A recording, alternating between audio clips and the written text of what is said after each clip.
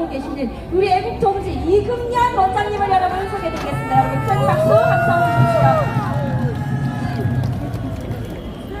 여러분 안녕하세요. 우리 공화당원 이금연입니다. 여러분들 만나뵙게 돼서 반갑습니다. 시간이 좀 갔지만 그래도 우리가 인사를 해야 될 것 같아서 우리 그 공화당에 이제 여러 애쓰신 분들이 많이 계시지만요. 먼저 우리 수많은 각처에서 이곳에 모이신 여러분들이 애국자십니다. 우리 서로 격려하는 의미에서 한번 크게 박수 한번 하시겠습니다. 그리고 우리 공화당이 이만치 성장할 수 있도록 보이지 않는 곳에서 애를 무던히 쓰시고 계시는 많은 분들이 계십니다. 우리가 그분들을 위해서도 격려의 박수를 부탁드립니다. 그 다음에 우리 공화당을 불철주야 정말로 애써서 이끄시고 계시는 우리 홍문정 대표님과 조원진 대표님을 위해서 힘내시라고 크게 박수 한번 부탁드립니다. 네, 여러분 저는 지극히 평범한 소시민입니다. 몇 가지 답답해서 이 자리에 나왔습니다. 여러분 경제가 어떻습니까? 여러분들 저녁 다니시다가 만나시는 분마다 그분들의 입에서 나오는 소리가 정말 장사가 안 된다, 정말 못 살겠다, 이제 경제가 언제 풀릴 수 있느냐 이렇게 말씀들을 하십니다. 그분들뿐만이 아니라 소상공인 또는 중견기업인 심지어는 대기업인들까지도 기업 경영에 어려움을 겪고 있는 것이 현실입니다. 여러분 그렇지 않습니까? 여러분들 가정은 어떻습니까?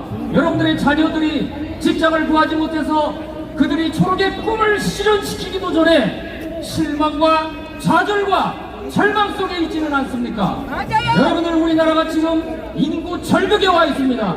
아니 인구 재난, 인구 재앙에 와 있습니다. 우리의 젊은이들, 우리의 자녀들이 일자리가 없어서 직업을 갖지 못하고 그래서 결혼도 못하는 겁니다. 이런 대한민국의 경제를 여러분들 보고만 계실 겁니까? 여러분들 보고만 계실 겁니까? 외교의 문제가 답답합니다. 한반도를 둘러싼 주변 사강들과 우리 대한민국의 관계가 어떻습니까? 어제 자정까지 우리 대한민국 국민들이 정말로 마음 졸이며 지켜봤던 지소미아 한일 관계가 갈등의 골로 깊어가고 있을 때 한미 관계는 한미 방위비 부담 문제로 갈등을 느끼고 있고 여러분들 중국은 여러분들 수출 규제로 대한민국의 경제가 이렇게 어려워지고 있습니다. 도대체 대한민국의 외교력이 작동하고 있습니까? 다음은 우리 대한민국의 안보 문제를 말씀을 드리겠습니다. 대한민국의 안보를 위협하는 요소들이 참으로 여러 가지가 있습니다. 그러나 그 중에서도 가장 우리를 위협하고 있는 것이 날로 고도화되고 있는 북한의 핵과 미사일 전력이 우리를 위협하고 있습니다. 그런데 더 답답한 것은 우리의 안보를 이렇게 위협하고 있는데도 대통령과 정부 당국이 마치 남의 나라 일을 보는 것처럼 하는 것 같아서 마음이 답답하고 불안하기 그지없습니다. 여러분 그렇지 않습니까? 여러분 비정상을 아십니까? 비정상을 아십니까? 여러분들 가정에서 자녀가 부모의 행동이나 부모의 삶을 불안한 삶을 걱정하면 이것이 정상 가정입니까? 국가도 마찬가지입니다. 대통령과 정부는 국민들의 안위를 위해서 걱정하고 불철주야 노력함에도 불구하고 이제는 거꾸로 우리 온 국민들이 대통령을 걱정하고 정부를 불안해하고 있는 이 대한민국이 정말 정상 국가입니까? 이제 이 대한민국을 바로 잡아야 하지 않겠습니까? 그렇지 않습니까? 누가 하죠? 네, 우리 공화당입니다. 여러분들 이런 비정상을 정상으로 만들기 위해서는 우리 모두가 힘을 합쳐야 되는 겁니다. 먼저 우리가 비정상에 대한 예를 한번 들어보겠습니다. 여러분들 필리핀을 잘 아시지요? 여러 자료들이 있지만 자료에 따라 다소 차이는 있겠지만 세계은행이 보낸 자료에 의하면 1960년에 대한민국의 국민 국민소득이 55불이었습니다. 그때 필리핀의 경제 소득, 1인당 소득은 257불이나 되었습니다. 이것이 10년이 지난 1976년에 대한민국의 국민소득은 278불이 되었고 필리핀은 거꾸로 188불이 되었습니다. 왜 이와 같은 일이 발생했습니까? 정치의 무능 때문 아니겠습니까? 우리 대한민국의 국민소득이 55불에서 278불로 늘기까지 그때 대한민국의 정치 지도자는 누구였습니까? 누구였습니까? 맞습니다. 박정희 대통령이었습니다. 우리 대한민국이 참으로 전날 후에 참으로 힘들고 어려울 때 대한민국의 국론을 한 곳으로 모으고 대한민국의 경제 재건을 위해서 참으로 애를 많이 쓰셨는데 그 중에 하나가 새마을운동 아니었겠습니까? 여러분, 제가 왜 박정희 대통령의 수많은 업적 중에서 새마을운동을 예를 드는지 이유가 있습니다.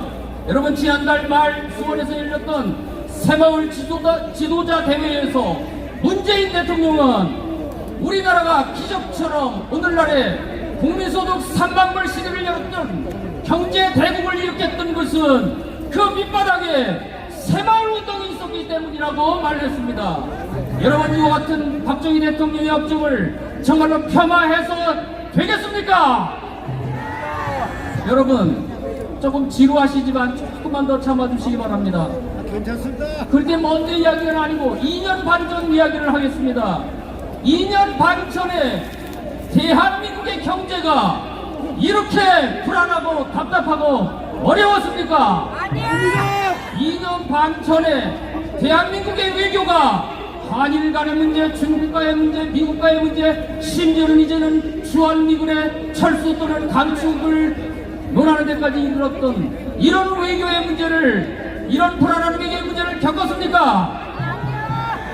2년 반 전에 우리 대한민국의 안보가 이처럼 불안하고 이처럼 마음 졸였던 때가 2년 반 전에 있었습니까? 없었습니다. 이제 이와 같은 비정상을 정상으로 만들어야 되겠습니다. 이런 비정상을 정상으로 만들려면 힘을 모아야 됩니다. 그 힘을 어디로 모아야 됩니까? 어디로 모아야 된다고요? 그렇습니다. 우리 공화당으로 모아야 합니다. 여러분, 우리 공화당으로 힘을 모으는 이유가 뭡니까?